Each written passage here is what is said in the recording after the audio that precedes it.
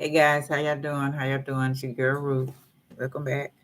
It's like 40 some degrees outside, so it might mess up. So I'm trying to, if it stopped, then I'll try again later.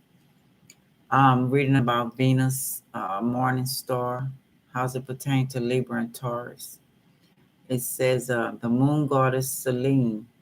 Wait, let's read this first. The term used to describe Venus when it rises before the sun in the east and therefore precedes the sun in the zodiac. For example, when Venus is in Virgo and the sun is in Libra, Venus is called the morning star.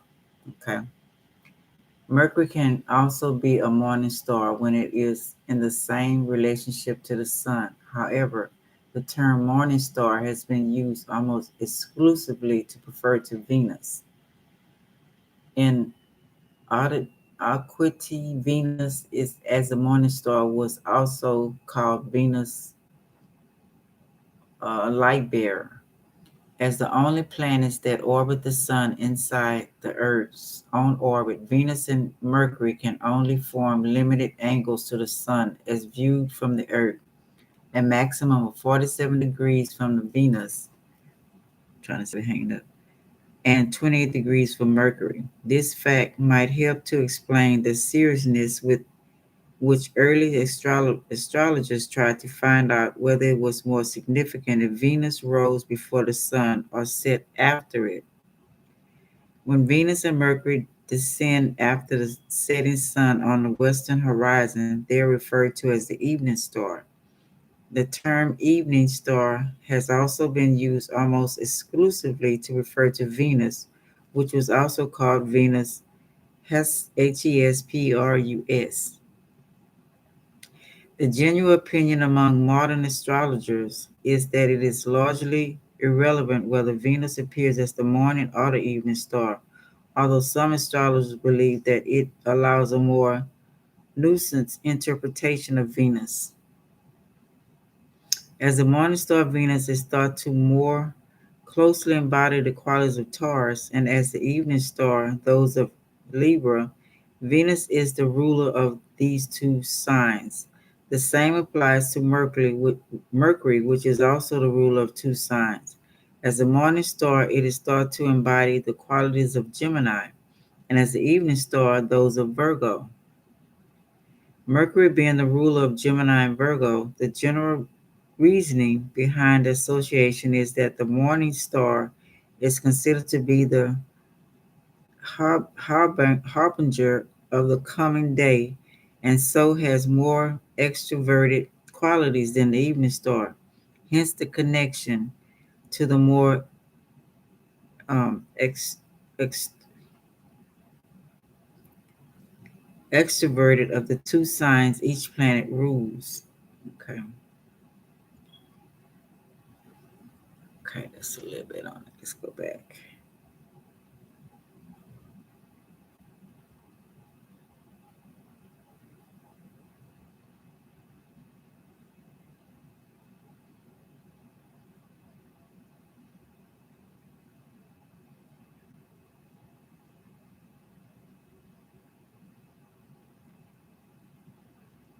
What does Venus and Libra mean? It's time you unlock your Venus sign. The planet of love and beauty influence passion, relationship, pleasure, and money.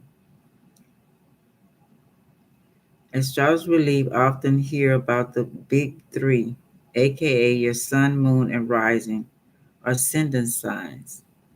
But there are three other personal planets which help shape your personality that are slept on. One of those planets, Venus. The planet of love, romance, money, and beauty and art. Your natal Venus sparks to the way you express your desires, your passions, what you value, and how you relate to and experience pleasure. It also influences how you socialize, relate to, and attract others in astrology. We look to this planet to find out how we can spark inspiration and excitement and lean into activities that we find fulfilling. So, yeah, it's kind of an important detail of your birth chart to know. Venus flirts through every sign of the zodiac in a year's time. Each sun sign for 30 days at a time, but Venus sign at the time in which we were born will point to how we find fun, pleasure, and joy in our own lives. It shows us how to spark our hearts and things that we love. To find yours, okay, they tell you how to do that. Okay, okay, let's go to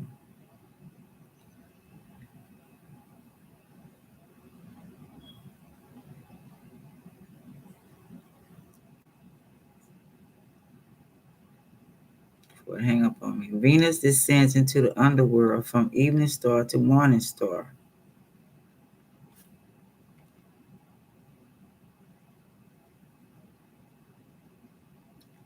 Did you know that Venus, our sister planet, is the third brightest object in the sky after the sun and the moon's Venus affects us deeply, and when it changes directions, our life changes too.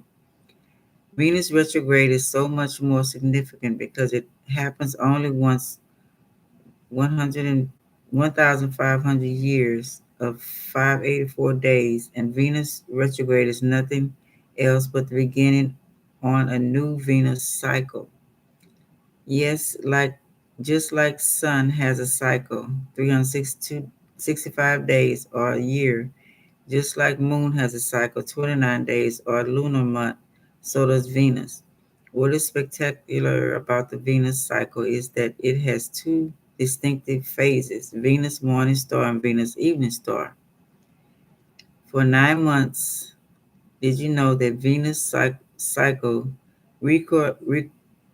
correlates to the human gestation? Venus rises before the sun. This is her morning star phase. She then disappears from the sky for approximately 2 months. After 2 months, she rises again, this time as an evening star. After that, Venus disappears again, this time for only 2 weeks. A new Venus cycle starts with Venus rising again as a morning star. Complicated. Venus moving back and forth before and after the sun can seem confusing. It was confusing for our ancestors too, and some cultures believe that Venus was two different stars. Venus metamorphosized from an evening star into a morning star occurs in the middle of the Venus retrograde cycle, that is June 3rd, 2020. Well, you know, the rebirth of Venus. Venus retrograde happens exactly at the end of the Venus cycle when Venus shifts from an evening star to a morning star. Venus changes her clothes and metamorphoses from an evening beauty into a morning warrior. When retrograde, Venus has to leave behind her beautiful evening gown, Venus evening star, and embrace the purity of nature, Venus morning star. Venus retrograde is nothing else than Venus rebirth. The transformation is a complete metamorphosis. No wonder Venus retrograde completely turns our life upside down, too. Venus retrograde is a process of transformation that is absolutely necessary. Venus is retrograde for 40 days. Many myths and historical events have been connected to the 40 days period. Jesus was tempted in the wilderness for 40 days. Buddha is said to have fasted and meditated for 40 days before reaching Samhita. But perhaps the most significant Venus retrograde myth is the Samaritan myth of Inanna's descent into the underworld, Inanna. Venus and the myth of Inanna. Inanna is no one else but the Sumerian counterpart of Venus. She was the goddess of fertility and abundance and the most important deity of the times. Her morning and evening phase were indicators of agricultural productivity. Food was the most important thing for our ancestors. Food basically meant life. No wonder Iana Venus played such an important role at the time. The myth of Iana descends into the underworld is nothing else but an allegory of Venus' retrograde cycle. The myth starts with Iana deciding to travel to the underworld to visit her sister the goddess of the underworld. To the Sumerians, Venus disappeared under the horizon, meant Venus went to the underworld. Diana passes through 7 gates to the underworld, and she has to remove a piece of her clothing or jewelry at each gate. She needs to let go of her old identification of self. She finally arrives in the underworld, but her sister decides to kill her.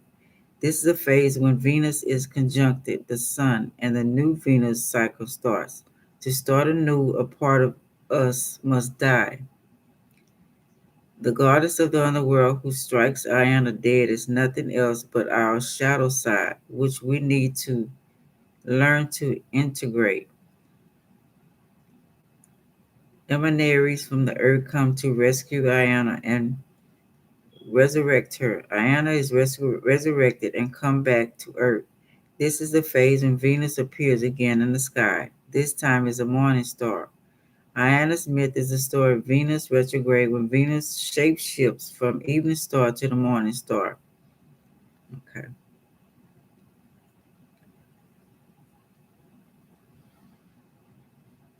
trying to keep up with the Libra in the morning star journey. I don't know if I already read that or not. Relationship God is maintaining the cosmic balance, descending through Iona's 7 gates. Women, you are ready to release all that is in the way of a healthy relationship with your inner and outer self, divine masculine. Men, are you ready to claim and embrace your inner relationship goddess?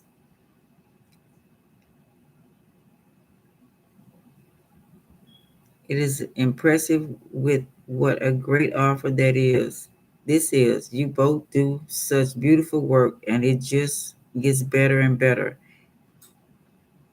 It was hidden authors that when health when healthy, the Libra goddess is about conscious, collaborative, cooperative, co-creative partnerships.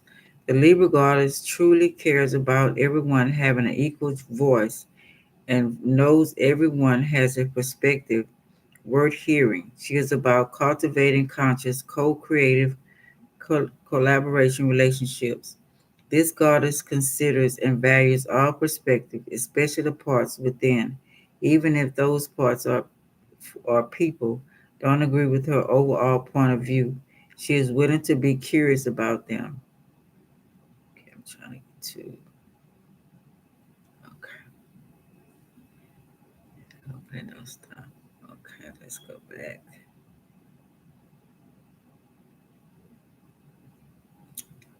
Trying to find Taurus.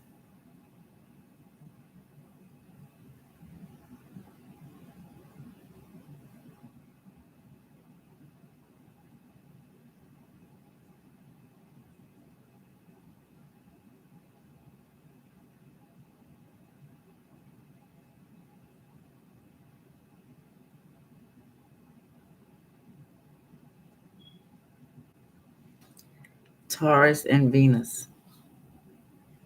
According to cafe astrology, Venus in Taurus men and women can be possessive in love, and they are threatened by fast-paced, high-energy situations.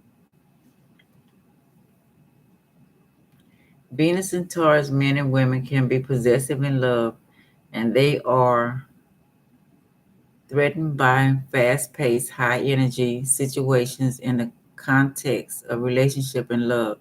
These are sensual partners who require lots of hands on expressions of love. Their lovers may complain that Venus and Taurus can get a little too comfortable and settled. It's true that they resist change in their relationships, but even when they seem stuck in a groove, you can always reassure yourself by remembering that they are consistent partners. Hold up yet, okay.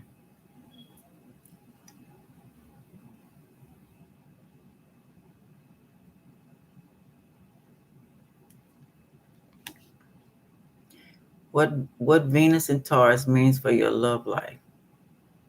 Okay, we just read that.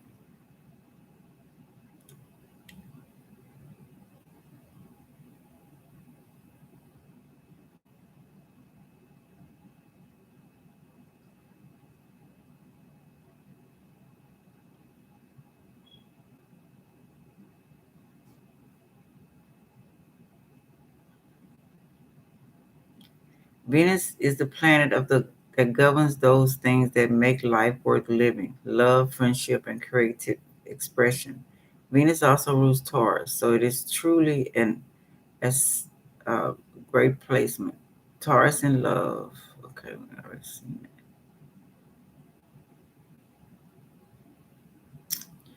Now give me what I want to hear.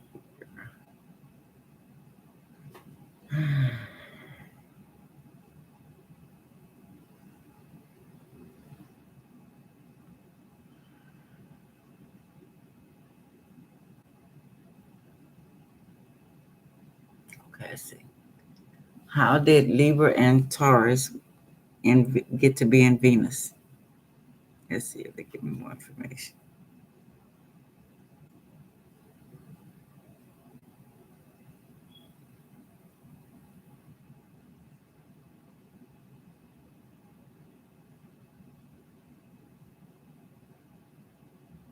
Let's see.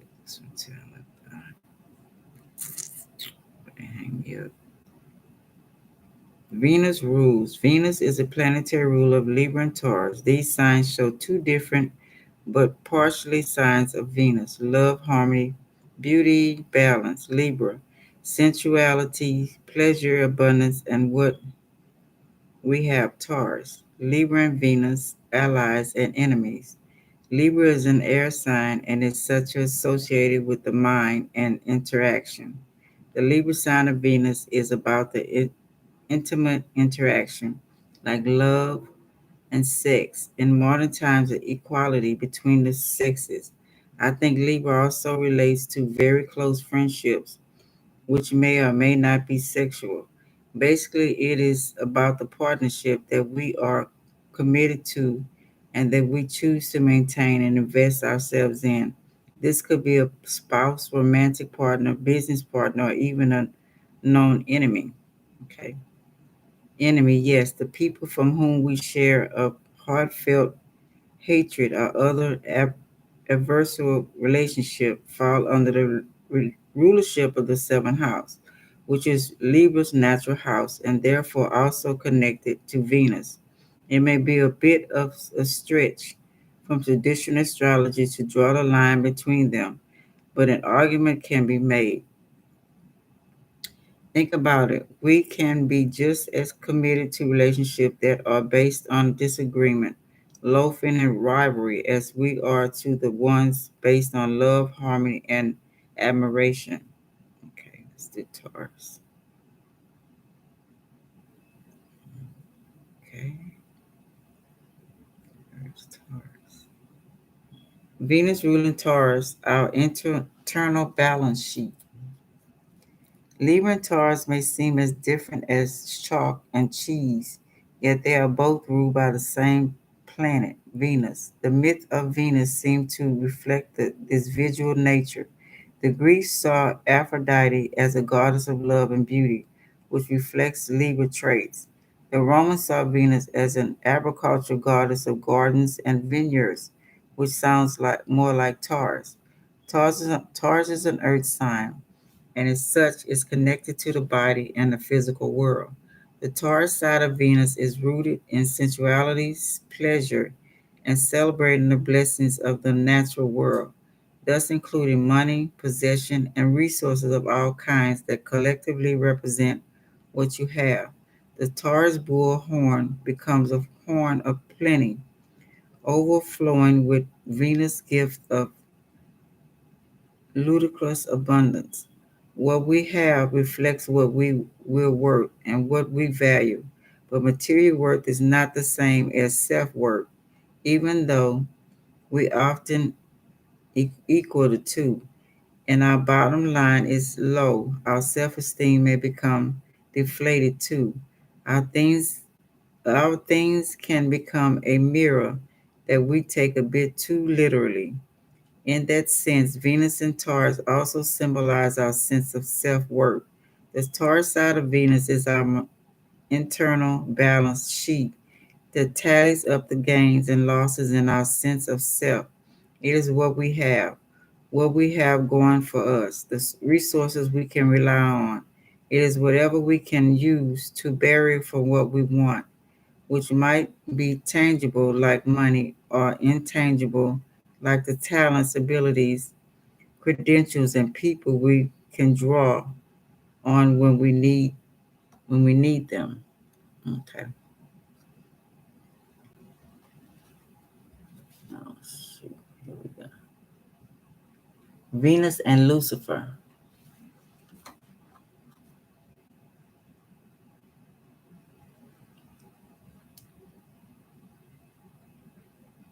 Mm. Lucifer.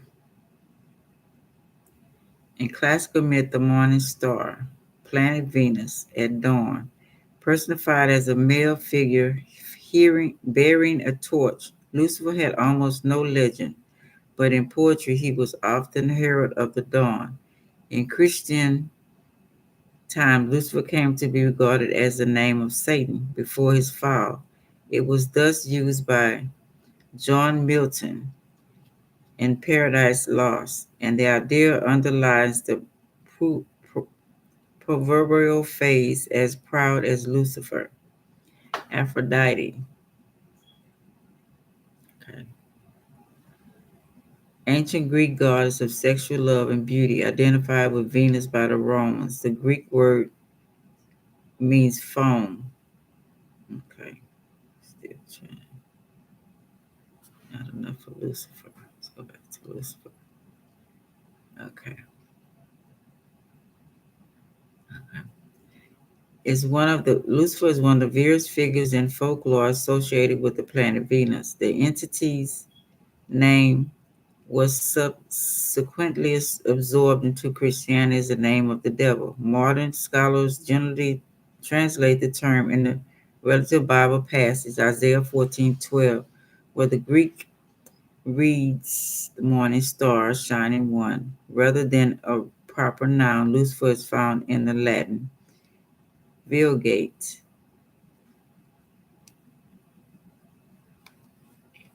as the name of the devil or Christian theology. The more common meaning in English, Lucifer, is the rendering of Hebrew word He- He- Hala, Haylale, in Isaiah, given in the King James Version of the Bible. The translator of the version took the word from the Latin Belgate, which translated by the Latin word Lucifer, uncapitalized, meaning the morning star, the planet Venus, or as an adjective, light bringing. As the name of the planet in its morning aspect, Lucifer, light bringing, is a proper noun and is capitalized in English and Goric Roman civilization. It was often personified and considered a god, and in some versions considered a son of Aurora, the dawn. A similar name used by the Roman poet Callias for the planet in its evening aspect is Noctifer, night bringer. Okay, all right. Prometheus.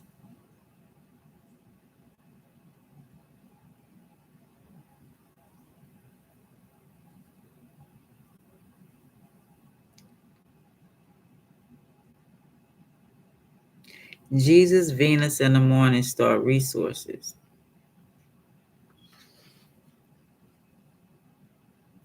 The Christians at Sodom generally believe that Venus is the morning star. Yes, in ancient literature, the planet Venus is often referred to as the morning star, and still today. As far as I know, this is universal recognition. Okay, let's get down to Venus. The fact that Venus is technically a planet inside our solar system, reflecting our sun's light, not a star, which generates its own light, is no problem, as star to the ancient people simply meant a point of light in the sky. In that sense, all planets are stars, but not all stars are planets. Planet is from to wander, and planets were known as the wanderers because they kept changing their relative position in the night sky. Do you know how often Venus appears in the morning? Okay, we're trying to get to Jesus. Okay.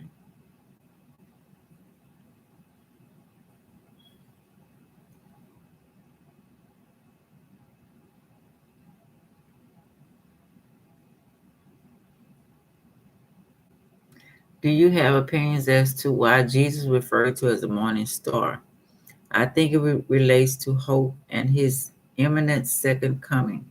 When Venus rises, it means that the sun will follow very soon from a morning, usually within an hour or two.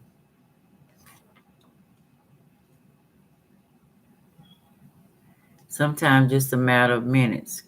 Christ's coming, and in a broad sense, this could apply to both his first and his second coming, will mean God's light is about to shine forever on the universe, making all wrongs right, wiping away all tears, and fulfilling Revelation 21:22, with the creation of the new heavens and the new earth, etc.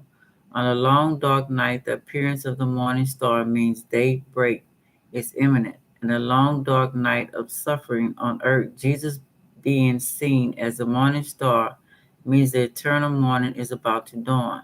Hence, Christ is, as the morning star is picture of great promise and hope.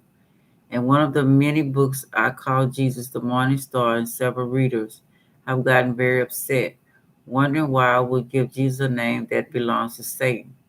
They are, of course, referring to Isaiah. How you have fallen from heaven, O morning star, son of the dawn. You have been cast down to the earth, you who once laid low the nations. The point is that morning star was the name for Lucifer before his fall, and there is no inconsistency with two very different beings called by the same name. Lucifer was a creature of beauty and power. Christ is God and the Creator, beautiful and powerful beyond measure, the one Lucifer rebelled against. But the name Morningstar is not tainted. It is Satan who is tainted. Obviously, this is the case, or Morningstar wouldn't be of use of Christ as it is in Revelation. I am the root and descendant of David, the bright morning star. Not would it be used in a positive way as it is in Second Peter. Okay.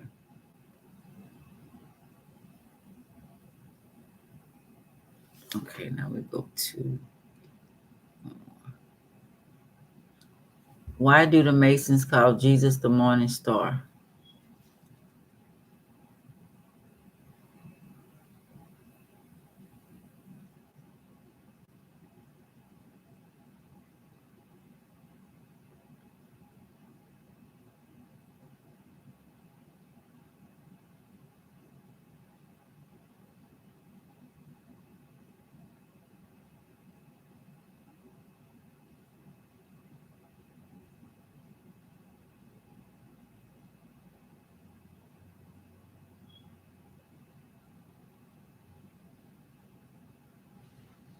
Masonry.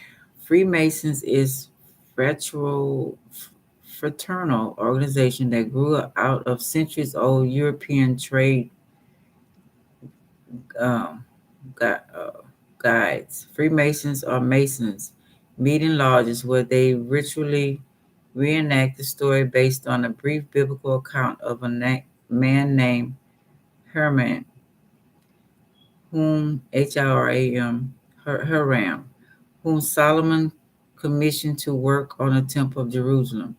During the reenactment, Masons advanced by degrees, using hand grips, key words, and special clothing. In Masonic rituals, Masons commit to be worthy of trust and to be loyal to their Masonry brothers. In addition to participating in these rituals, Masons meet socially, participate in community building activities, and make charitable contributions to various causes. Some early Latter-day Saints were Masons, belonging to Mason lodges in 1820, and Joseph Smith joined fraternity in March 1842 in Illinois. Soon after he became Masons, Joseph introduced the temple endowment. There are some similarities between Masons ceremonies and endowment, but there are also stark differences in their content and intent. The history of Masons. There are no known Mason documents before about 1400. The early records tell a story of Masonry originating during Old Testament time. The oldest surviving minutes of Masonic lodge dates to 1600 indicate that the organization was primarily concerned with relating the trade of stonemasonry. Later minutes showed that the lodges were gradually overtaken by men who were not stonemasons. These members transformed the organization from a trade guide into fraternity. Masons told a story about how their ancient forebears had learned stonemason, used it to build Solomon's temple, protected the temple site, and held knowledge about their craft as closely guarded secret. By Joseph Smith's day, the boundaries between Masonry in early European history and its founding myths and traditions had long since been blurred. These rituals of Freemasons appear to have originated in early modern Europe. Aspects of these ceremonies bear resemblance to religious rites in many cultures, ancient and modern. The popularity of Freemasons peaked in the United States between 1790 and 1826.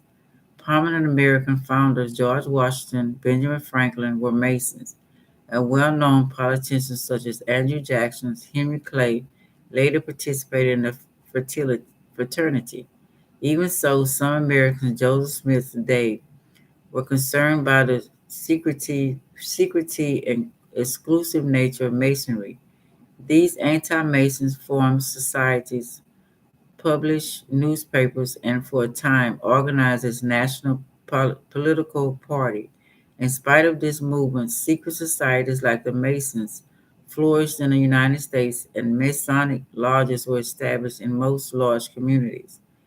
Masons in Nauvoo, Nauvo. In December 1841, 18 Mormon Masons organized a lodge in Nauvoo. Joseph Smith and 40 others applied for membership the following day. On March 15, 1842, Illinois, Grand Master Mason Abraham Jonas granted a dispensation for the organization of the Nauvoo Lodge, installed its officers, and initiated Joseph and Sidney Rigdon to the degree of intern apprentice in the upper floor space above Joseph's red brick store. The next day, Jonas passed Joseph and Sidney as fellow craft and raised them as master masons. Historical sources do not explain Joseph Smith's motives for joining the Freemasons. In many localities in early America, the most important elected officials were also Masons. In joining, Joseph may have assumed he would gain a network of allies who could give him access to political influence and protection against persecution. After being betrayed by some of his closest associates in Missouri, Joseph may have found Masonry emphasis on confeder- conf- confidentiality and loyalty appealing. Mormon Masons also encouraged Joseph to apply for membership. In an event, Joseph, like all Masons, would have avowed that his purpose for joining was strictly to gain knowledge and be of service to others. Many Latter-day Saints joined the Nauvoo Lodge, which soon became the largest in the state. This rapid growth made many Masons suspicious that Mormons would dominate the organization in Illinois. Okay, where do we get to the Jesus part?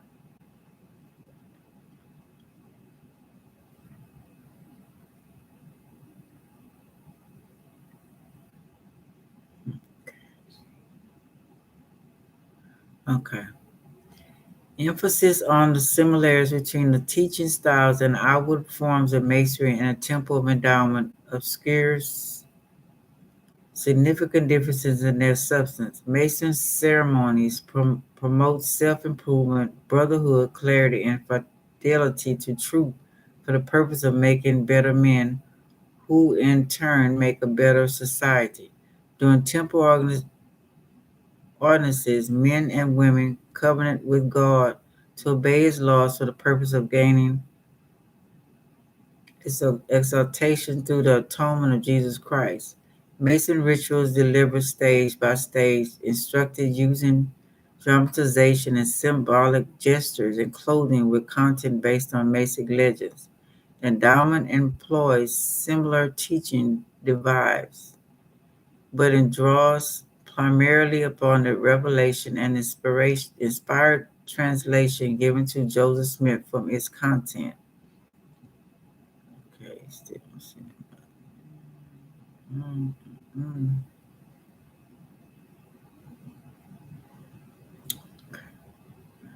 Not enough about Jesus thing.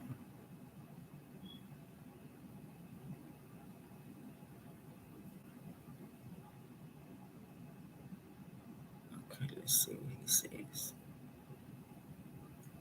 Morning star. Mason in the bright morning star. Every new Mason encounters a bright morning star in the third degree. Its importance quickly becomes apparent, but there is a lot more symbolic to be discovered.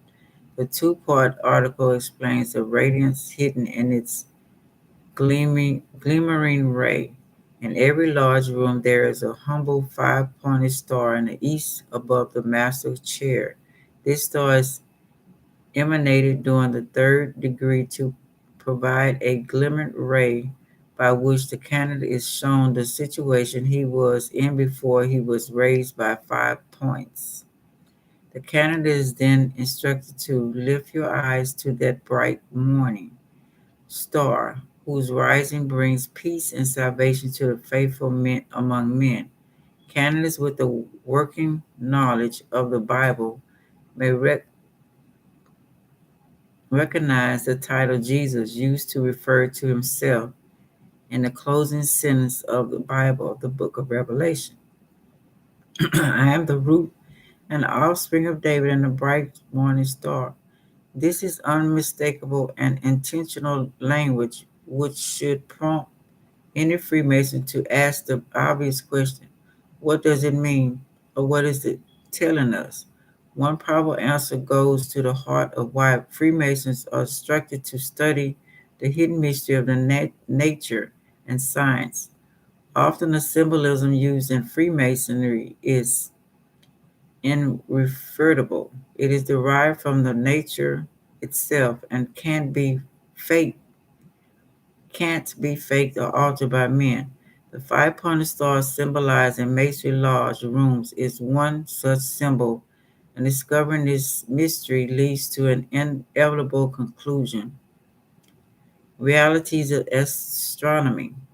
The rotation of the Earth on axis makes the celestial backdrop of stars and their constellation in the night sky appear to move from west to east.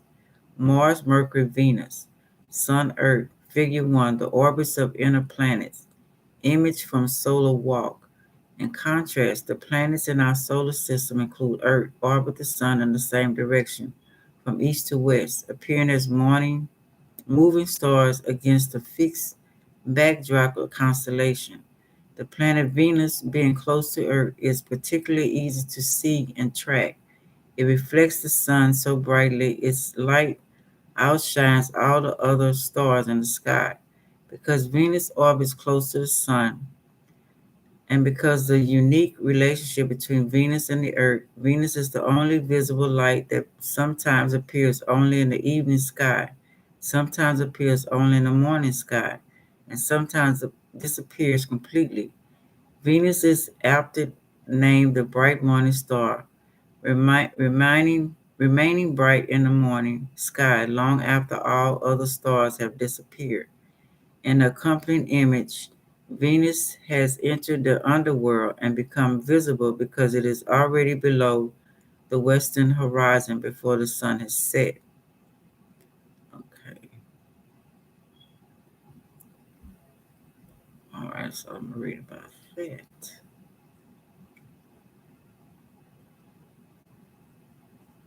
Okay, checkerboard floor. Okay, okay, I think that's enough for that. All right, y'all. Just trying to find some info. Hope y'all enjoyed that. All right. Like, subscribe, share, and comment. I really appreciate it. All right. Love y'all.